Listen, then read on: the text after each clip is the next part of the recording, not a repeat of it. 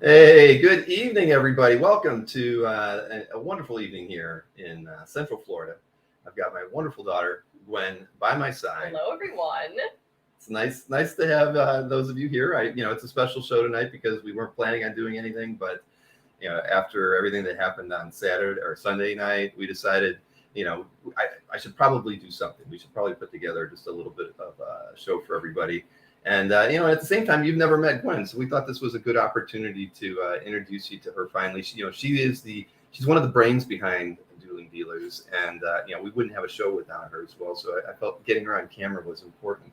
Thank you. Right? I mean, because I've told her one of these days I'm going to be sick and I'm not going to be able to do the show, and so she is going to have to stand in for me.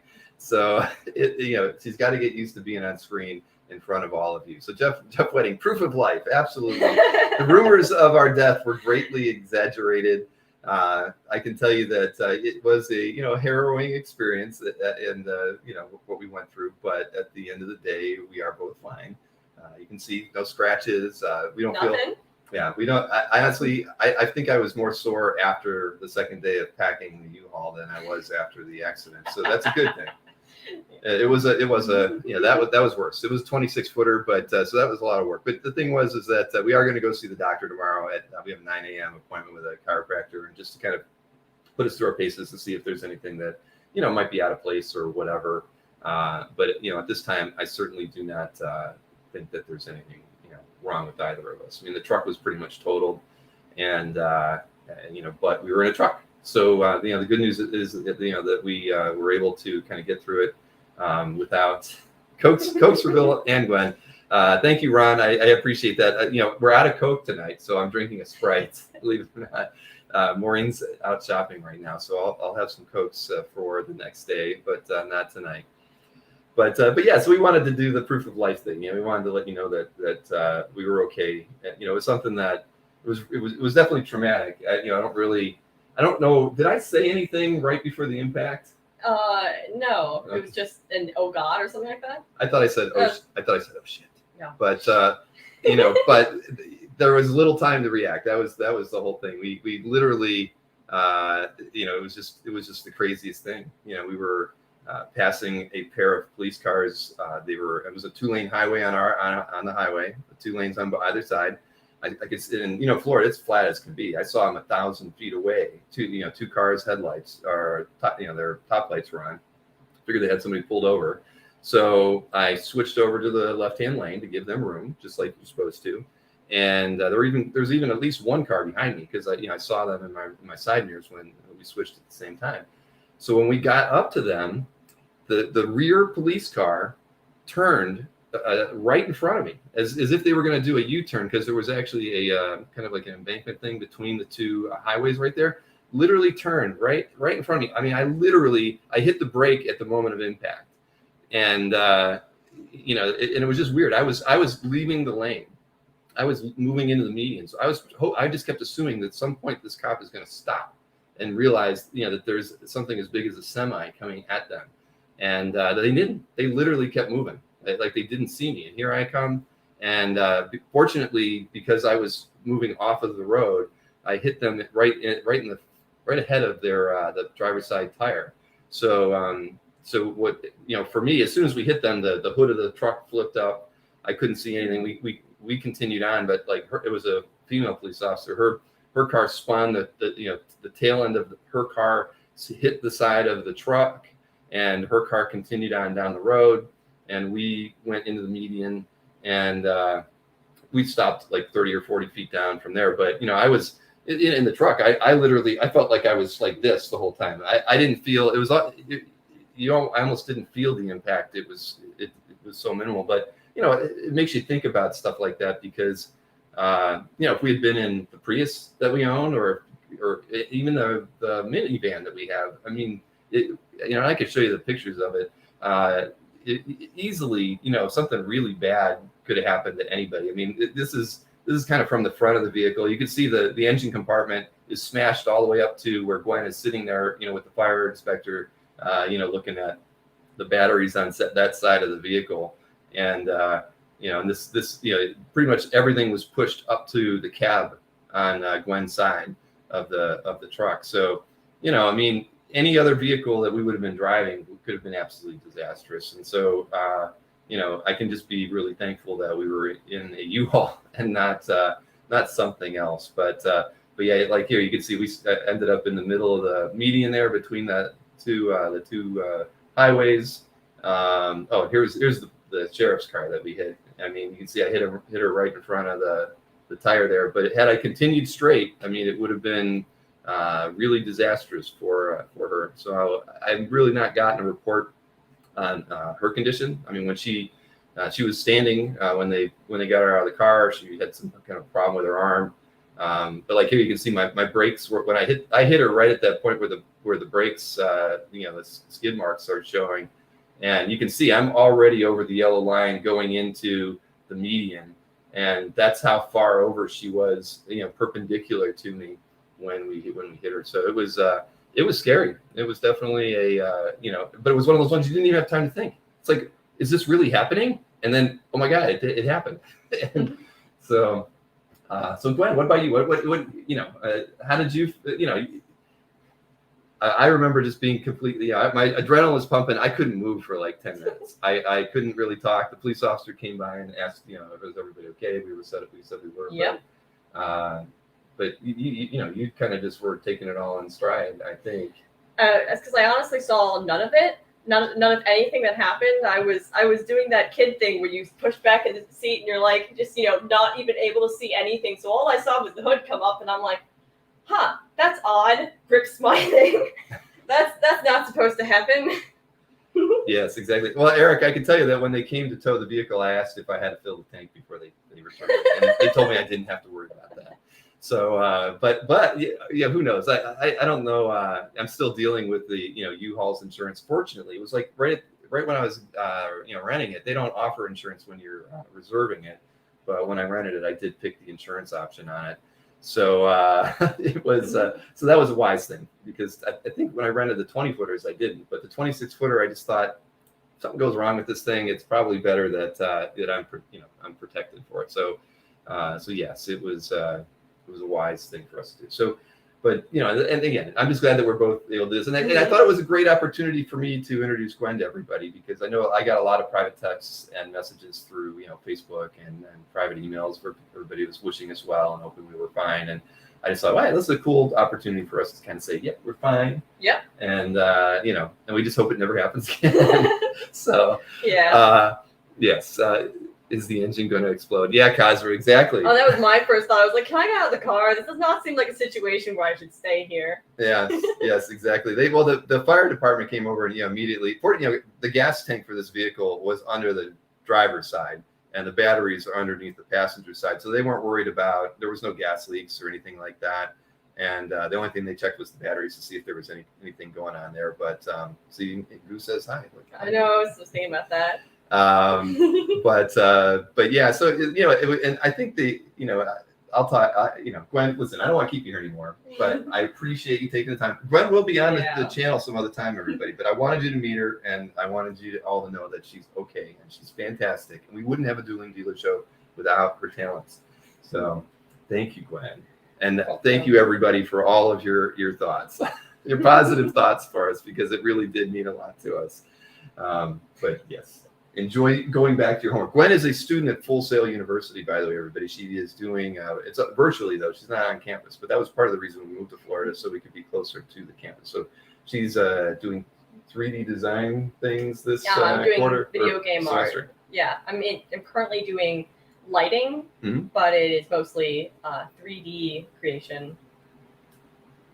I don't know a better way to put that. It'd get more technical if I go more than that. I understand. Well, there you go. She's going to be doing something artistic, but for now, she's doing that, and she's hanging out, running the Dueling Dealer show behind the scenes for all of us to enjoy. So, thank you, Glenn. Thank you. Nice meeting you all. Bye. So there you go. I thought that would be fun. And look, everybody, I turned my tables around and everything here too. I thought it was the right opportunity to at least get things started. There's no art on the walls yet. But the art that I packed in the U-Haul all was my framed art. So fortunately, I packed it well. That that stuff didn't break. A lot of furniture, actually, any wooden furniture, almost all of it in some way or another broke. And it could have broke, but from towing it, tipping the vehicle to tow it like they had to, or the accident itself. But at the end of the day, but I'll be honest, U-Haul was fantastic. I mean, so as I said, the subject of my show tonight was two not so funny things happened on the way to Thorida, not Florida, Thorida. I have to kind of keep that straight. And so the first one was, of course, the accident. And the other one, I didn't know anything about, but at the time, I learned about it the day after. But essentially, there was literally, while I'm standing out there in the midst of all of this, there was a conversation going on online about me that was really, really negative, and shouldn't have happened, but it did. And so I'll go ahead and just share that with you. Many of you might have seen it, but probably many of you didn't. So at least I'll be able to play it for you, and I'll keep my summary comments as very brief. But I think it's worth talking about now that that this stuff has been said. So let me cue this thing up here. I'm gonna have to mute my mic because I think I have to share a screen and whatnot. But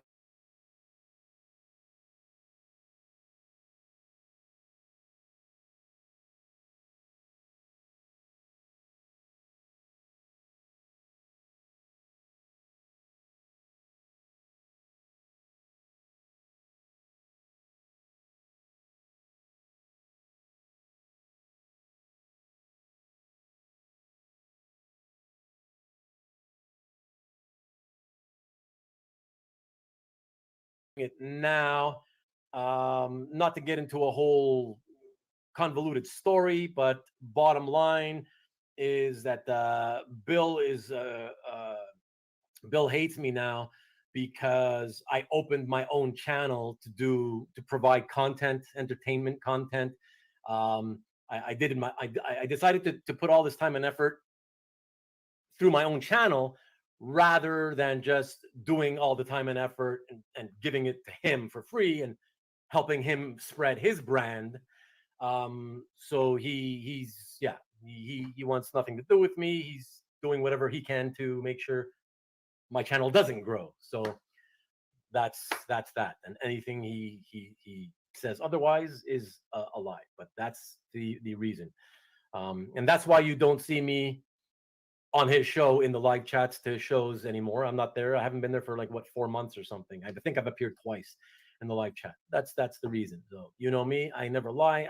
I give you the I'm a straight shooter, and that's what it is. So that's it. I just do stuff for fun on my own show. I don't begrudge anybody. And this is I'm not into the childish aspect of this whole hobby and nonsense with drama and people fighting. I just want to have fun. So let's just have fun. I love doing this because it's fun, and that's it. So exactly, Rick. You're right. You're right. But he doesn't think so, and that's whatever. That's it. So I don't care. It's cool, guys. Whatever. I will continue to do this because it's fun. That's the reason I wanted to do it, and that's why I appreciate you guys showing up. Every week. Most of you.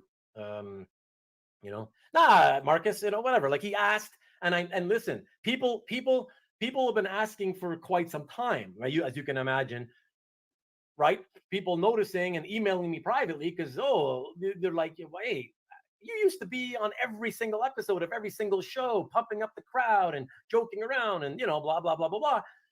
I haven't seen you. What happened? And I've got to. It's hard to just keep it quiet. I don't want to lie to people, so I have to tell people. If you ask.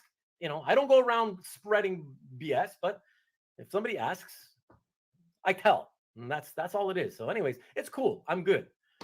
Thank you so much, Mikhail. I appreciate it. Thank you so much. But I'm good, man.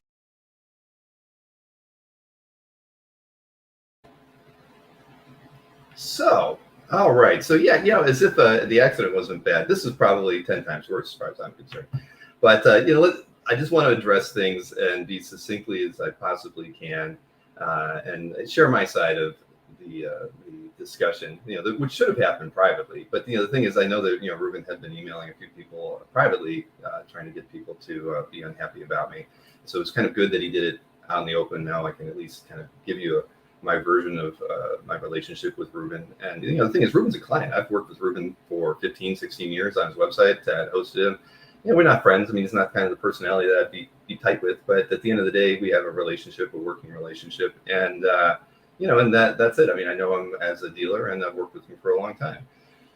As far as he used the word hate. Hate is like, when you hate somebody, that's a really harsh thing to say. And I can honestly say that I've never hated a single person in my entire life.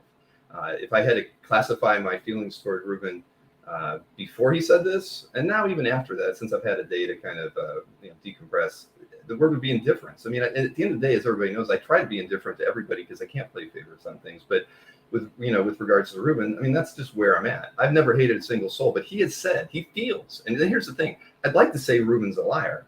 I'd like to say he's delusional, but the thing is, he firmly believes. I think you see with the conviction in his face, he looks pain. He looks like he is in sorrow, but he's saying it with conviction. He firmly believes I hate him, but I've given him no reason to even think that ever.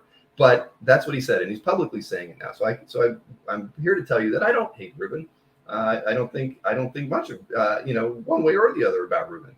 But I've never given him a reason to think that I would hate him. And I'm just, guys, I am not looking at the chat right now. I mean, it's not that. Well, you guys, I know that there's conversation going on there, but bottom line is I don't hate him. I've never hated anybody, and I've probably been given a lot of reasons to hate people, but I don't, and that's just how it is. So hate, not there at all. Very much indifferent. But he said something about as if it sounded almost as if we've had conversations about him being on our channel. Like Bill is mad at me because I'm not giving him my content for free on his channel. I've decided to forge my own, and we've never talked about having Ruben on the channel in any way, shape, or form. If he was going to have a live show, I mean, I don't care that he's doing his own channel. The only time when he did his first consignment show back in June of 2021, Ruben approached me in May, and he said, I'm going to be doing this sales show. And of course, remember, this is at the height of the Will Glenn fiasco. So he comes to me and asks me if do I have a problem with him doing a sales show? And I'm like, no, I don't got a problem. As long as you don't rip me off like those guys did. No, I don't care what you do. I mean, there's claim sales shows all over the place. And I offered, because he only had like 200 subscribers on his channel, and by then I think I had about 1,000. I said, if you want to show it on my channel, do a show like that on my channel. That's cool. I mean, I'd be happy to do it. I mean, honestly, I just thought like I was offering him a opportunity to put it out there in front of a lot of people. And I did say, hey, maybe we can work something out. But he wasn't interested in that. And it turned out he wasn't really emailing me to find out whether or not I would be upset about it. But he was really hoping that. His big question was because I took Gwen and Emma to the Keys that in an upcoming week, that I wasn't doing a dueling dealer show on a Wednesday night. He wanted me to give my blessing to him to show his show on Wednesday night in my 9 p.m. slot. And so I'm a businessman just like him, and I said, well, I can't believe you're asking something like that, because that's kind of underhanded, or that you want that. You should be, if you're concerned about, you shouldn't know. So I said, I'm not going to give you my blessing, but I'm not going to tell you not to do it. I'm not a jerk. I don't control you. You can do whatever you want. But I do think that that isn't appropriate. It's inappropriate that you've asked. And so, no, I mean, you don't get it. And I don't remember the replies there, but at the end of the day, he didn't do it on a Wednesday. He did it on a Saturday or Sunday. So no ill will there. I mean, he did his thing. There were other issues in between then, but at the end of the day, that was the only time he and I ever spoke about potentially him doing something on the channel, was when I offered that. I mean, we've never talked about it after that, and I wouldn't have any. And Ruben was on, how many collector conversations was he probably on after that? At least 2. And he wasn't always in the chat. And as indifferent as I would say that I was to him, he's an important guy. He's a very smart guy. He typically wants to be the smartest guy out in the room, and he does that, and that's fine. I completely wholeheartedly agree. I like Ruben in that regard. He's one of the most important people, I think, in the hobby. And so we had that problem. And then but there was never any conversation about him sharing his content on my channel. That was odd. And then the other thing being, he said that I'm doing everything in my power to quell the success of his show, which is ridiculous, because it's unfounded. if anybody who's watched the calf updates over the last several months would know, and you've seen, whenever I said something positive about the hobby, as far as great things happening with or good things going on here or there, I typically will mention Nick and Ruben at the exact same time. I give Nick Barucci and Ruben the same. I'm saying them in the same breath, even though Ruben hasn't done near as much as Nick has done. I've mentioned them at least 3 or 4 times since it started. So I've done nothing but even be at least complimentary of the fact that he's out there doing these shows. And even in the calf updates, when Chris and I get to do talk about art, I always talk about at least 2 times I've mentioned in the same time period, Ruben and his triangle theory on comic strip art that he taught me, that I've always so impressed by, that when I look at art differently thanks to Ruben. So this concept of me hating him and me quelling his show is crazy. But there's one thing. The last time I reached out to Ruben was let me just say this. When Ruben started his show, he put a piece of, in his calf gallery, he put a piece of art, which was an art, of course, in his calf gallery. It was a classified ad for his show, basically the show graphic. Now, and what he did, and he pumped it up. He commented on everybody. He replied to everybody's comment, and he got this ad to be the #1 thing in the comments, most commented art on calf. And I had a moderator say this shouldn't happen. And so I let it slide though, because I knew Ruben would skewer me if I tried to do anything untold and to turn it off, which I do with people who put things like that on calf. Well, Ruben did it a second time for his second show, and I decided to contact him and just let him know that, and I'm going to show it because I don't mind, kind of showing off what was said there, because he didn't reply. This is my last communication to Ruben on June 30th. I wrote, Ruben, you more than anyone know that you're not supposed to post non-art images in your calf gallery. I'm removing the image and request that you stop doing this. I only allowed you to keep that first image from the first show because I knew you'd complain about it. But this is not going to continue. You can post something like this in the calf forums, or you can pay for advertising on calf, but you're not posting non-art images into your calf in this manner for this purpose. And so, I'm giving Ruben, and that goes, is this could be also said about press releases or those sorts of things. Do it the right way, don't do it the wrong way. And so the only thing I can think of when he's talking about me quelling his show's success is because somehow he's telling him he can't abuse calf to promote his show, or to do that. I mean, other than that, I've never done anything. And then he also mentioned just the fact that, and I don't know if I even played it to that point, but he talks later at some point about Sunday shows and me wanting to compete with him on a Sunday show. And the fact of the matter is that, we started Sunday shows. We've done more Sunday shows than he's done. And, just because we haven't done one consistently since then doesn't mean that we shouldn't. It's the only night that I have available for future shows. I did have somebody approach us about a Sunday show that didn't come to fruition. And I am definitely, there's something that we need to do a Sunday show for in the near future. So I'm not going to worry about competing with Ruben when I do that. I didn't worry about Nick when he started the EXP channel, 9 months after we started, doing our live streams. You just can't. If somebody wants to watch me or watch him or watch Nick, if they really are interested in my content, they'll watch the rerun on it. You can't worry about other people competing. But he also was claiming that I was going to create competitive shows for him. So, it is what it is. So, that at the end of the day, that's all I have to say about it, because those are the facts.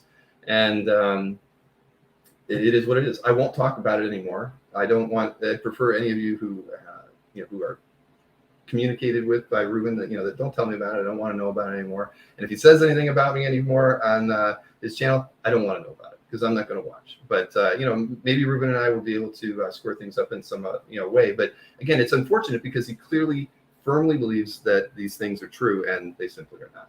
And it's a difficult situation, I think, to how do you address something like that? So this is how I'm addressing it. I mean, I'm glad it was said, and I've been able to kind of say my piece as well.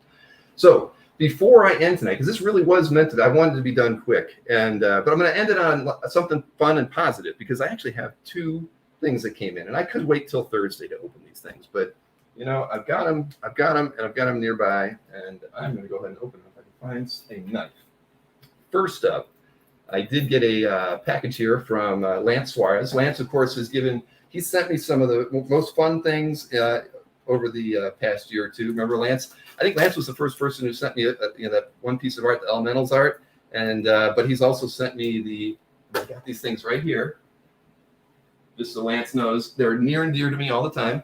I've got my 2 Evil Dead characters because Evil Dead is my favorite horror movie, and it's appropriate for the month, right? It's October. Got that one, and I've got Ash as this. And as everybody knows, I've named my son Ashton because I wanted to call him Ash after Bruce Campbell from Evil Dead. So I always appreciate that from Lance. But Lance, see now where was I cutting this thing open? Here we go. So, and it says fragile on it. And I'm using a set of keys to get into this thing. What have we got? But yeah, so I haven't created the show record for tomorrow yet, but I will. So there is a Dueling Dealers episode tomorrow. I did contemplate not having it because, quite frankly, everything's insane here right now. Our house is full of boxes. We're going to the doctor tomorrow. We've still got so many things going on, but the show must go on. We will have the show, the Dueling Dealers episode tomorrow, and I will have the CAF update the next day. So, hi, Bill. Hope your move went well. Enjoyed. And close. Find a little housewarming gift I'm not going to say whom he asked to do a little drawing for me on a blank comic book. Hope you like it, and thanks for all your great work. Best, Lance. Let's see here. This is a definite surprise. It's an artist whose work I have never owned. Let's see here. Again, shouldn't be using a set of keys. Mikhail, if I could ever find your razor blades, I will gladly start using those again.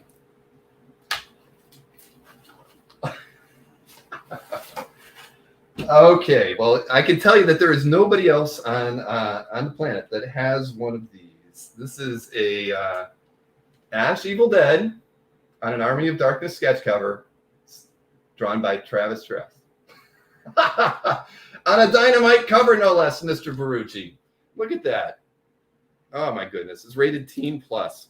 Lance, you are, Lance is the best. I mean, he was one of the guys that made the cookies for I believe, along with Marcus, since he had messed up my camera again. There we go. Who made the Albert Moy cookies in San Diego? You were the best, Lance. That is dang amazing.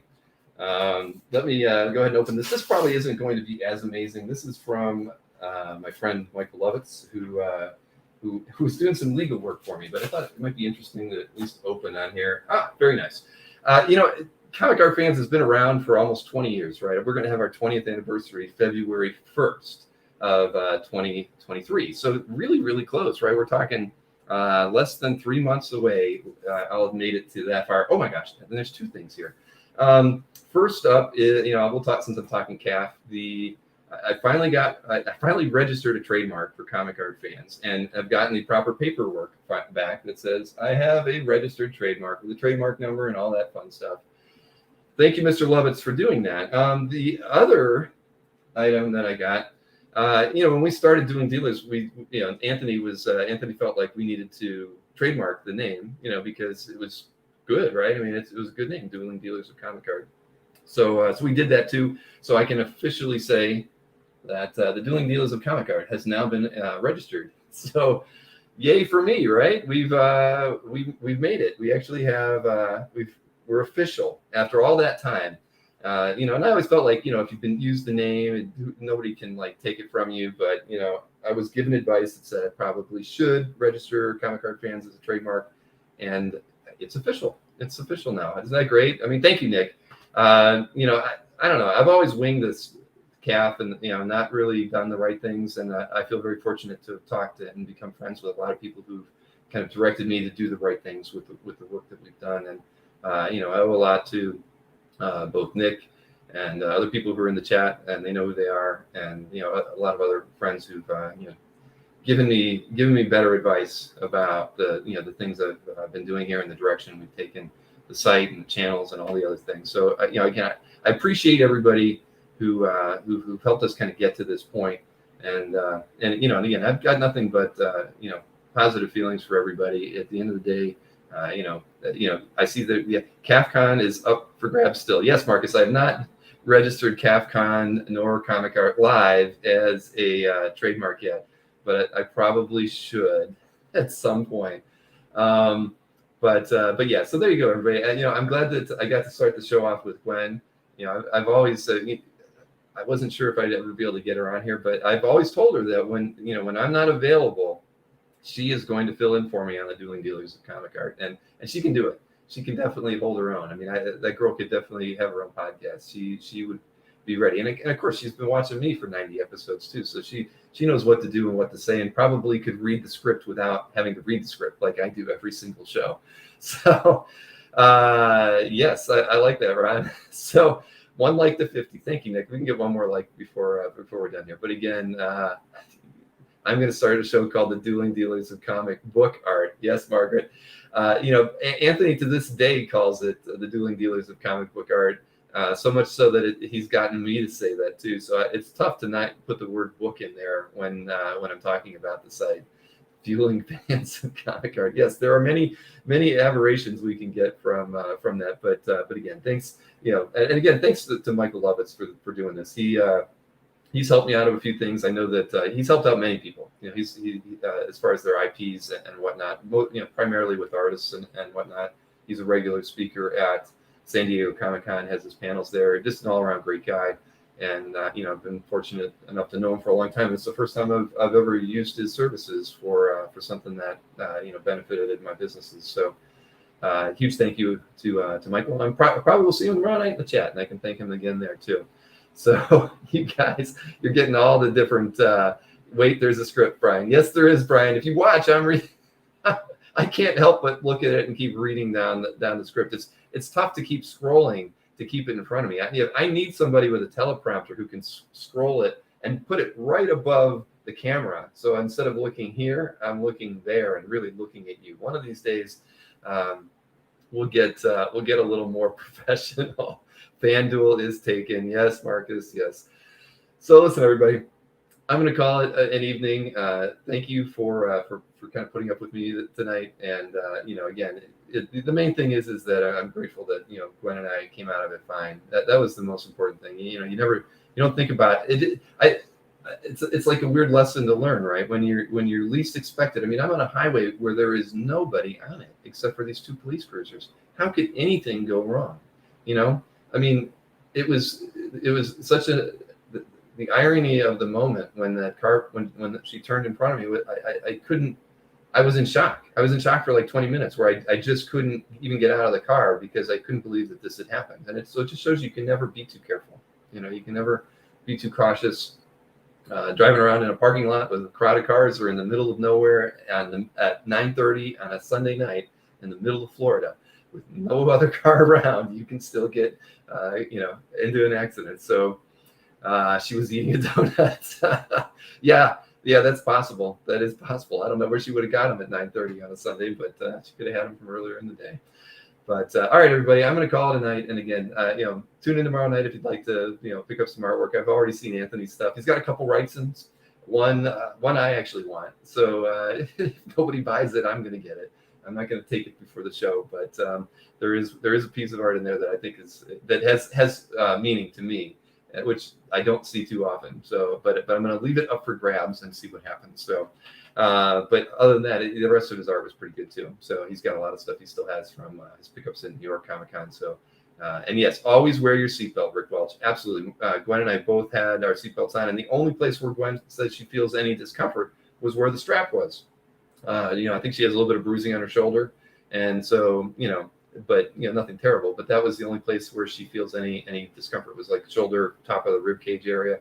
So yeah, I think absolutely. I mean, I don't think I needed a seatbelt because I literally had a death grip on the steering wheel and my foot was planted on the brake. So I mean, I was pushed back. I don't feel like I moved at all when. And the weird thing is, my airbag didn't go off. That was the thing that U-Haul was surprised about. All the police officers were. Because the deputy's airbag went off, but mine didn't, and they said there was supposedly one on the dash for Gwen too, and hers didn't go off. So that was I guess a bit disconcerting. Although clearly we didn't need it, it was weird that that didn't happen. So all right, I'm going to end it and tune in tomorrow night at 9:00 to see the next Dueling Dealers, and of course Thursday night at 9 for the next CAF update. Chris Snork will be back. He's already got me his 10 picks. I still have to do mine, but I will do them in the next day. And have a wonderful evening. And you also do have bags. Yes, I do, Larry. But I will see everybody tomorrow night.